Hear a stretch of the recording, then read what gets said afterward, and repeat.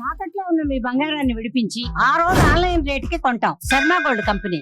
నమస్కారం అండి. సుమన్ టీవీకు స్వాగతం. నేను గీతాంజలి. ఇవాళ మనతో పాటు ఉన్న అతిథి హనుమద్ ఉపాసకులు, ప్రముఖ జ్యోతిష్య వాస్తు పండితులు సిస్లా సిద్ధాంతి గారు. వారి గురించి ప్రత్యేకంగా పరిచయం అవసరం లేదు. చాలా వివరణాత్మకంగా అందరికి అర్థమయ్యే విధంగా రాశి ఫలితాలు అలాగే గ్రహస్థితులు తెలియజేస్తారు. ఇక పరాభవనామ సంవత్సరం ఎలాగో వచ్చేస్తోంది. మరి ఈ సంవత్సరం ఎలా ఉండబోతోంది, గ్రహస్థితులు ఏంటి, ఎవరెవరికి అనుకూలంగా ఉంది, ఎవరెవరు ఎటువంటి పరిహారాలు చేసుకుని వారి గ్రహస్థితిని మెరుగుపరుచుకోవాలో గురువు గారి మాటల్లో విని తెలుసుకుందాం. గురుగారికి స్వాగతం పలుకుదాం. గురుగారు నమస్కారం అండి. ముందుగా మీకు శ్రీ పరాభవనామ సంవత్సర ఉగాది శుభాకాంక్షలు అండి. సంతోషం తల్లి.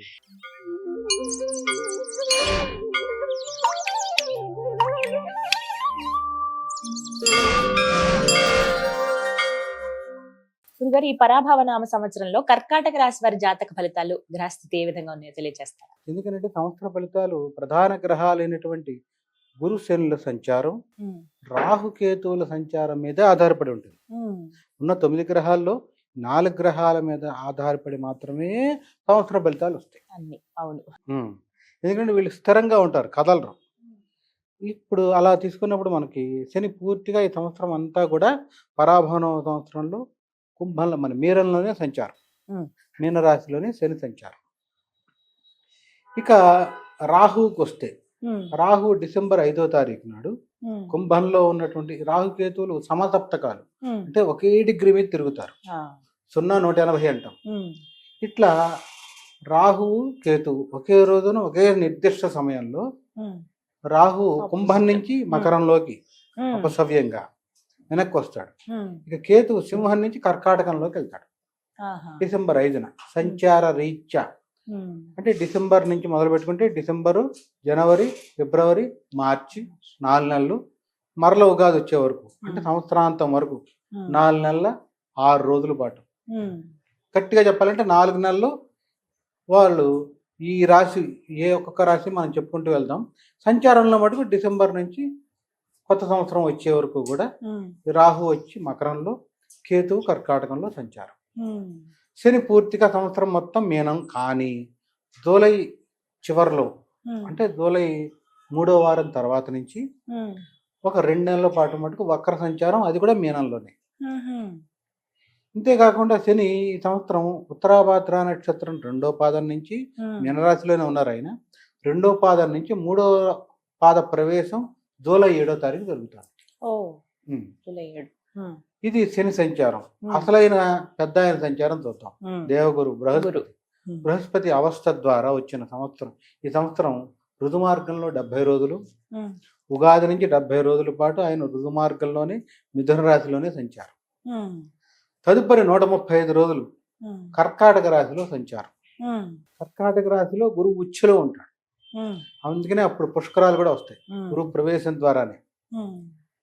అక్కడి నుంచి 135 రోజుల తర్వాత అంటే అక్టోబర్ 15 ఆ సమయం వచ్చేటప్పటికి అతిచారంతో సింహరాశి ప్రవేశం. సింహరాశి ప్రవేశించి అక్టోబర్ 15, నవంబర్ 15 ఒక నెల, డిసెంబర్ 15 వరకు అతిచారంలో సంచారం చేస్తాడు.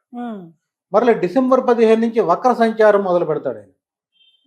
జనవరి 15, ఫిబ్రవరి 15 వచ్చేటప్పటికి మళ్ళీ కర్కాటక రాశి ప్రవేశం. చాలా విచిత్రమైన సంచారం గురువుకి ఈ సంవత్సరం, ఎవరికీ లేదు. అవస్థ అంటాం దాన్ని. అక్కడి నుంచి ఫిబ్రవరి 15 నుంచి సంవత్సరాంతం వరకు, నూతన సంవత్సరం వచ్చే వరకు కూడా గురువు కర్కాటక రాశి సంచారం. ఇది ప్రధాన గ్రహాల సంచార స్థితి ఈ సంవత్సరం.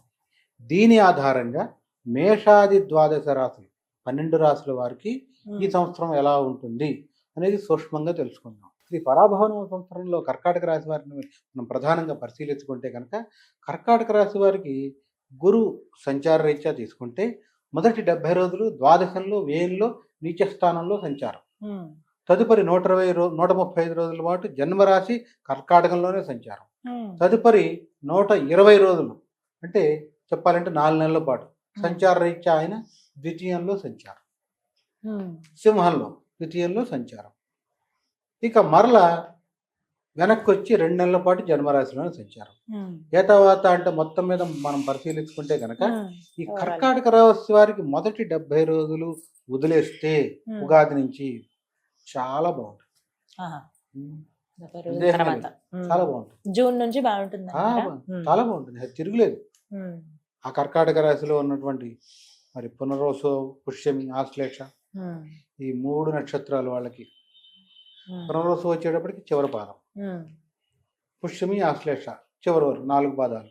ఈ 9 పాదాల వాళ్ళకి, కర్కాటక రాశి వాళ్ళకి ఎలాంటి ఇబ్బంది లేదు. సంచారంలో అష్టమంలో ఉన్న రాహువు కూడా డిసెంబర్ నుంచి మారుతాడు ఈ కర్కాటక రాశి వారికి. తీసుకుంటే సప్తమంలో, అందుకని రాహు బలం కూడా ఉంటుంది, మరోవైపు శని బలం కూడా ఉంటుంది. కేవలం ఒకే ఒకటి ఏంటంటే వాళ్ళకి వచ్చే ఇబ్బంది తండ్రికి సంబంధించిన అనారోగ్య సమస్యలు ఉంటాయి, మిగిలినవి ఏమి ఇబ్బంది లేదు. మొత్తం మీద తీసుకుంటే కర్కాటక రాశి వారికి దాదాపుగా బాగుంది. 80% తిరిగేది, 70 నుంచి 80% బాగుంది. కేవలం స్వల్ప సమయం, అందున 70 రోజులు. 70 రోజులు అంటే సుమారు 2 నెలలు.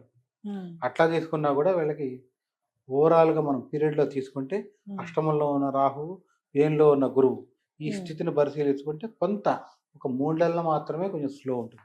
సంవత్సరం మొత్తంలో 9 నెలలు బాగుంటుంది. అంటే దాదాపు 70% కర్కాటక రాశి వారికి ఎలాంటి ఇబ్బంది లేదు. దాని అర్థం ఏంటంటే కర్కాటక రాశి వారికి అన్ని రంగాల్లో బాగుంటుంది. 70% బాగుంటే బాగున్నట్టే కదా. అంతే కదా. 100కి 100 బాగుండాలని కోరుకోవటం అది అత్యాశ, అంతే కదా.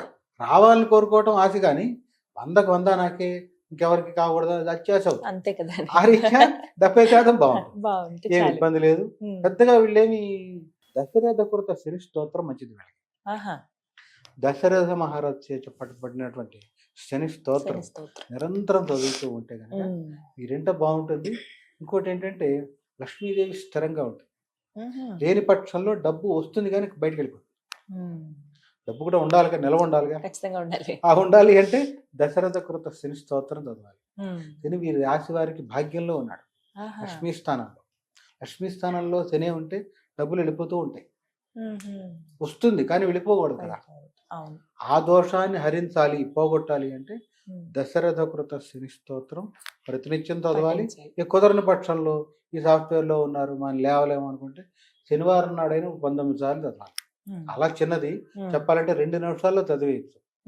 వస్తే 2 నిమిషాలు 19 సార్లు చదివితే మటుకు ఖచ్చితంగా శని యొక్క అనుగ్రహం, ఇబ్బంది కూడా ఉండదు. మొత్తం మీద అలవాటు చేసుకుంటే దాదాపు పెద్దగా ఇబ్బందులు కూడా వెళ్ళవు. దక్షిణామూర్తి స్తోత్రం చదవద్దని చెప్పాం, చదివితే ఇంకా బలం, అంతే కదా. దక్షిణామూర్తి స్తోత్రమైనా, సుబ్రహ్మణ్య భుజంగ స్తోత్రమైనా చదివితే మంచిది. చదవకపోయినందువల్ల వాళ్ళకి వచ్చే ఇబ్బంది పెద్దగా ఏం లేదు. చదివినందువల్ల విశేష ఫలితం ఎప్పుడూ ఉంటుంది, ఇంకా అధికంగా. చక్కగా వివరించారండి, ధన్యవాదాలు గురుగారు. శుభమమ్మ.